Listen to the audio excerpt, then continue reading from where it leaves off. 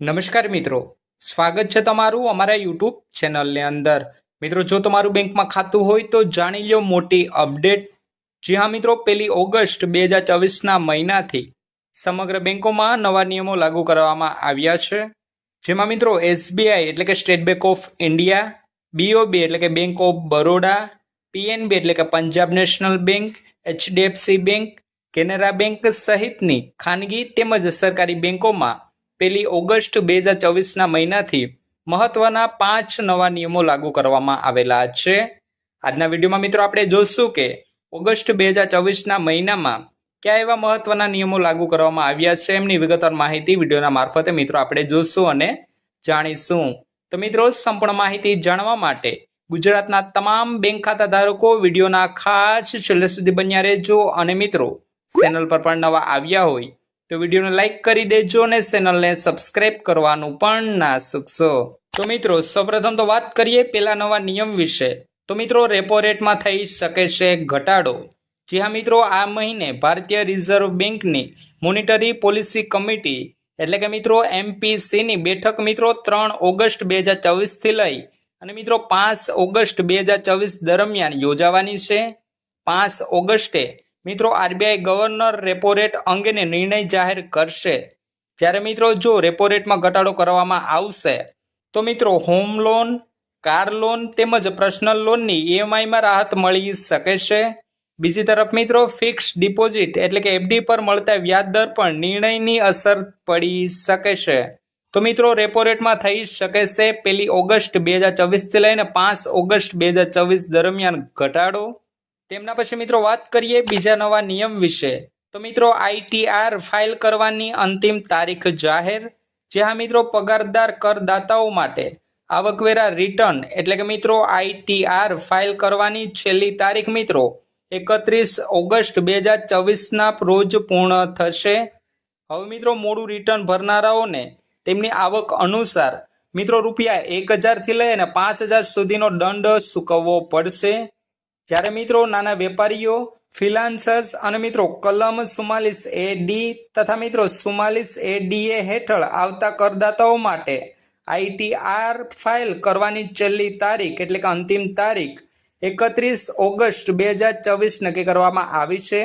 સમય મર્યાદા બાદ રિટર્ન ભરનારાઓને લેટ ફી ઉપરાંત બાકીની ટેક્સ પર વ્યાજ પણ ચૂકવવું પડી શકે છે। તો મિત્રો આઈટીઆરની ફાઇલ કરવાની અંતિમ તારીખ મિત્રો 31 ઓગસ્ટ 2024 રાખેલી છે। તેમના પછી મિત્રો વાત કરીએ ત્રીજા નવા નિયમ વિશે। તો મિત્રો જીએસટી બિલ સંબંધિત નિયમોમાં મોટા બદલાવો કરવામાં આવેલા છે। જી હા મિત્રો, બીજી તરફ 1 ઓગસ્ટ 2024 થી GST network e way bill સંબંધિત નિયમો વધુ કડક બનાવી રહ્યું છે।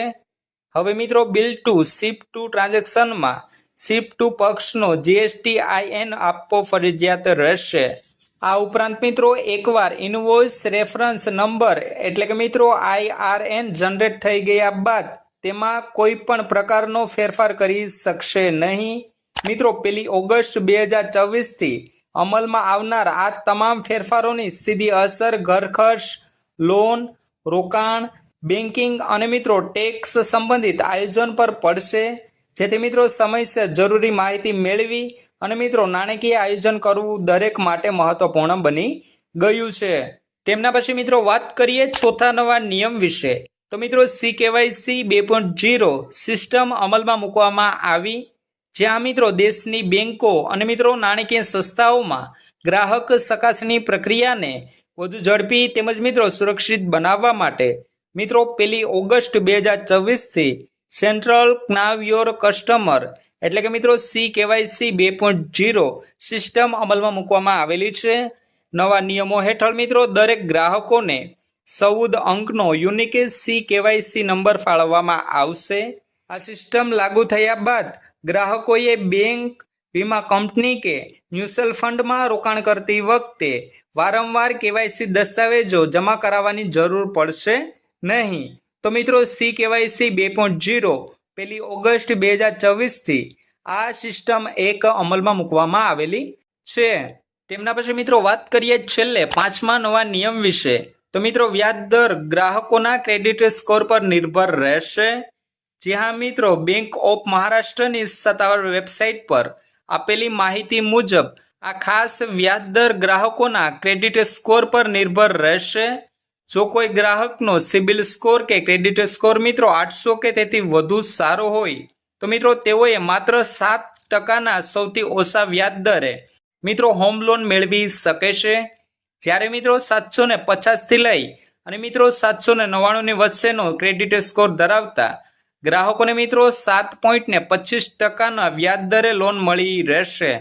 આકર્ષક વ્યાજદરની સાથે સાથે મિત્રો બેંકોએ ગ્રાહકોને વધુ એક મોટી રાહત આપતા હોમ લોન પર લાગતી પ્રોસેસિંગ ફી સંપૂર્ણપણે માફ કરી દીધી છે.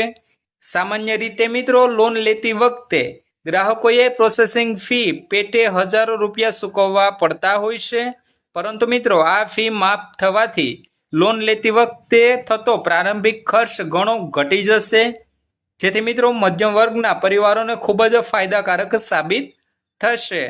તો મિત્રો આ 5 મહત્વના નવા નિયમો 1 ઓગસ્ટ 2024ના મહિનાથી સમગ્ર બેંકોમાં લાગુ કરવામાં આવશે, જેમાં મિત્રો જીએસટી નિયમો વધુ કડક બનાવવામાં આવ્યા છે. તેમજ મિત્રો રેપો રેટમાં થઈ શકે છે ઘટાડો.